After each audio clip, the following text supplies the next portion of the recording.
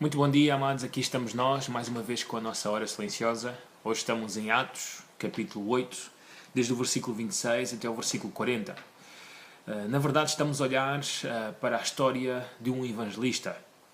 É verdade que Filipe é conhecido nas Escrituras como evangelista. É a primeira vez que na Bíblia aparece a palavra evangelista, assim, referindo-se a Filipe, o que nos dá a garantia de que este homem era dotado por Deus, pelo Espírito Santo de Deus, para evangelizar aos outros. Assim, ele iria sempre ser guiado pelo Espírito Santo para proclamar o Evangelho aos perdidos de uma forma sobrenatural.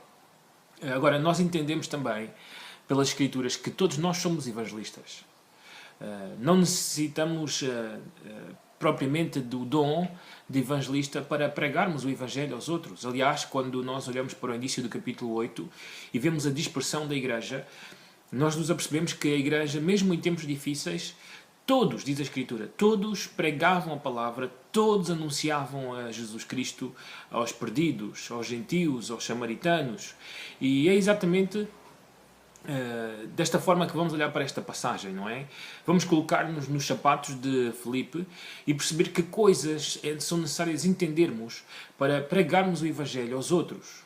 Assim, antes de o fazer, há algo de incrível nesta passagem, que tem a ver com o eunuco. Quando nós olhamos para as Escrituras e para a história em geral, nós entendemos que os eunucos eram pessoas que foram mutiladas, assim, pessoas que já não podiam procriar, pessoas que não podiam estar dentro do plano de Deus, de procriar, de ter filhos. Assim, isto acontecia muitas vezes pelos seus próprios pais, para que eles pudessem servir a homens importantes na corte de um rei. Também acontecia por práticas, e geralmente por práticas idólatras. Assim, então todas essas coisas aconteciam para que algum Deus ficasse satisfeito, ou algum homem importante ficasse satisfeito. Agora, Deus aborrecia esse pecado. E de tal forma Deus aborrecia esse pecado que em Deuteronômio capítulo 23, versículo 1, Deus proibia qualquer estrangeiro ou até mesmo alguém dentro do povo de Israel de entrar no templo, de congregar, de praticar um culto a Deus. Então este eunuco via-se privado de poder chegar a Deus, de poder entrar dentro do templo, de poder congregar com os demais judeus. Aliás, ele não podia ser um autêntico prosélito por causa desta sua dificuldade. Nós podíamos dizer assim, alguém tinha que pagar pelo pecado dele, pelo pecado dos seus pais, pela sua situação, e essa pessoa foi o Senhor Jesus Cristo. Na verdade, o Senhor Jesus é aquele que veio pagar o preço para que agora este eunuco possa receber a graça de Deus. E isso é incrível, uma mensagem incrível. Assim, que não há nada que os nossos pais ou que nós mesmos tenhamos feito que o Senhor Jesus Cristo não tenha pago. Assim, que faz com que hoje eu e tu possamos desfrutar da graça do nosso grande Deus. E é exatamente isto que está a acontecer aqui. Não é assim? Este homem está a ponto de receber a graça de Deus. E como é que isso irá acontecer? Como é que Deus irá usar um evangelista?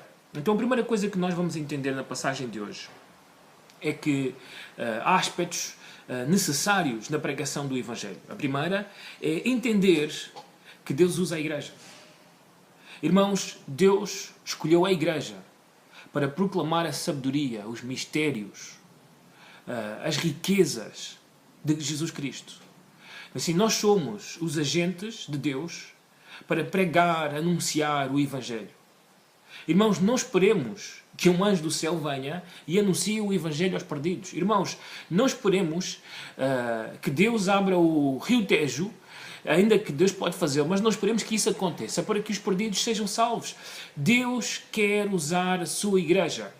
Pode ser que no meio disso Deus faça coisas sobrenaturais, mas irmãos, Deus quer que nós anunciemos o Evangelho aos perdidos. Então somos nós os instrumentos de Deus para a proclamação do Evangelho a todo aquele que não tem a graça de Deus. E é exatamente isso. O anjo do Senhor chama a Filipe para que vá até à estrada de Gaza.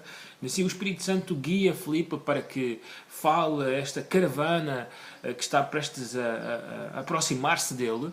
Assim, todas estas coisas assim, contribuem para mostrar que Deus quer usar a Igreja. E Filipe é, então, o representante da Igreja na pregação do Evangelho, este eunuco e a sua caravana. Assim, o eunuco vai ser então o primeiro gentio, mostrando que Deus está a romper com os, vamos dizer assim, os parâmetros colocados pelo judaísmo. Assim, Deus está a chegar a locais, a raças, assim, que antes não podiam ser aceites pelo judaísmo. O Evangelho está acessível a todas as pessoas. Não há barreiras, não há muros para que agora as pessoas sejam salvas. E o Senhor Jesus Cristo é então a pessoa que derrubou todas essas barreiras para que todos nós possamos chegar à salvação.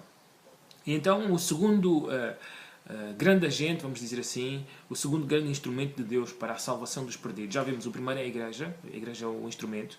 Em segundo lugar é a palavra de Deus. Este eunuco vinha lendo Isaías capítulo 53. E os versículos eram o versículo 7 e o versículo 8. E, obviamente, a pergunta que ele fez é como poderei entender se alguém não me explicar, mostrando a importância da Igreja para proclamar o Evangelho, para explicar os mistérios de Cristo, mas também a importância das Escrituras. Todos nós sabemos que a fé vem pelo ouvir e ouvir a palavra de Cristo. Por isso, amados, entendamos que quando pregamos o Evangelho aos outros, nós temos que dar-lhes Bíblia. Nós temos que dizer-lhes versículos. Não vamos dizer o que pensamos, não vamos dizer o que sentimos, mas vamos dizer aquilo que a Bíblia afirma. A Bíblia é a autoridade. A Bíblia é o poder. A Bíblia é aquilo que as pessoas precisam. Normalmente as pessoas querem ver milagres, normalmente as pessoas querem ver coisas incríveis, normalmente pelas dificuldades em que estão, em que se meteram, assim, elas querem ver coisas sobrenaturais. Mas, irmãos, aquilo que elas realmente precisam é Bíblia. É entender pelas Escrituras como Deus enviou o seu Filho, Jesus Cristo, para morrer, pagar o preço que elas tinham que pagar. Assim, então, é muito importante entendermos que Deus quer usar as nossas vidas, mas Deus também quer que usemos a sua palavra na proclamação do Evangelho. Em terceiro lugar, um terceiro aspecto muito importante, é fazer as pessoas entender assim, a importância de identificar-se com Cristo. Isto veio por meio do batismo. É verdade que o batismo não salvou o eunuco. Foi a pregação do Evangelho que salvou a alma deste homem. Assim, mas era importante, notem, ele é um alto funcionário deste país, da Etiópia, da rainha Candace. Ele é um homem muito importante, um tesoureiro, o que seria hoje um ministro das finanças, ou alguém do tesouro do país. E aqui este homem é muito importante, ele tem toda uma caravana que o seguia, muitos criados, muitas pessoas ao seu serviço. E eles ali estão todos presentes a assistir a esta pregação. E este homem então toma a iniciativa e diz: há aqui água. O que é que me impede de ser batizado? O que é que me impede de identificar-me com Cristo? Na verdade, o que ele está a dizer é: eu não tenho vergonha nenhuma. Eu não vou esconder aquilo que está a acontecer comigo. Assim, eu quero neste exato momento proclamar a toda a gente que eu sou filho de Deus. E é muito importante, quando pregamos o Evangelho, a quem estamos a pregar o Evangelho, que vejamos que estas pessoas não querem esconder-se, não querem que esta coisa fique só para eles, que ninguém precisa de saber. Não. Tem que haver uma identificação com o Senhor Jesus Cristo. Um dia conheci um homem que veio à nossa igreja que vinha lutando com este tema do batismo. Assim, e a sua grande luta era ter que mostrar aos outros que eu creio em Jesus Cristo. Mas qual é o problema? Aliás, a Bíblia afirma assim, que todo aquele que crê deve ser batizado, deve identificar-se com Cristo. E neste tempo em que Filipe prega o Evangelho, essa identificação tinha grandes custos, grandes riscos. Assim, provavelmente este eunuco, por expor-se desta forma, poderia perder o seu cargo. Poderia ser afastado da corte. Era provavelmente um país cheio de idolatria, que tinha os seus deuses principais, e agora ele estava a afirmar que o único e verdadeiro Deus era o Senhor Jesus Cristo, e isto podia trazer um grande problema para a sua vida. Assim, mas este homem faz isso. Então nós precisamos de ver naqueles que chegam a Jesus Cristo, assim, que o Senhor é o mais importante, que tudo o resto ficou para trás, que não há vergonha de o fazer. Pregava o Evangelho a um homem na semana passada e quis testá-lo para ver se até que ponto ele queria identificar-se com Cristo. E quando chegámos ao ponto em que ele me perguntou, pastor, o que é que eu devo fazer? Assim eu disse-lhe, olha, pede ao Senhor que te salve, que limpe os teus pecados. Pede-lhe perdão, mostra-te arrependido pelo que tens feito, porque nunca o quiseste, porque estás longe dele. E estávamos num café. Estávamos na esplanada desse café, onde pessoas entravam e saíam. E perguntei-lhe, queres fazer isso? Queres fazer aqui? E este homem disse que sim. E era exatamente aquilo que eu esperava ouvir. Assim, um homem sem vergonha de expor a sua decisão. Assim, e o batismo serviu exatamente para isto. Então, um outro aspecto muito importante é o batismo, a água. Assim, é a pessoa emergir-se diante de todos e mostrar a salvação que acabou de receber do Senhor Jesus Cristo. Por último, é o Espírito Santo. Em tudo isto, o papel do Espírito Santo é fundamental. Irmãos, nós não podemos fazer nada disto se o Espírito Santo de Deus não estiver connosco. Assim, é muito importante entender isto. Sabem, eu sou um apologista de que é importante que eu e tu estejamos bem com o Santo Espírito de Deus para fazermos esta obra. Notem, é o Espírito Santo que diz a Filipe para falar a este eunuco. É o Espírito Santo que arrebata Filipe. Eu e tu sabemos que é o Espírito Santo que convenceu o eunuco do pecado, da justiça e do juízo.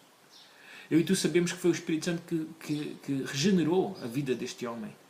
Assim, o Espírito Santo tem um papel fundamental, se não primário, em todo este trabalho, em toda esta obra, em todo este ministério. Por isso, irmãos, cuidemos o nosso relacionamento com o Espírito Santo de Deus. Ele é uma pessoa. E é muito importante a forma como eu e tu lidamos, vivemos, temos comunhão com Ele nas nossas vidas. Então, cuidemos desse relacionamento. Trabalhemos para que possamos ser usados por Deus poderosamente na pregação do Evangelho. Que Deus abençoe. Muito bom dia.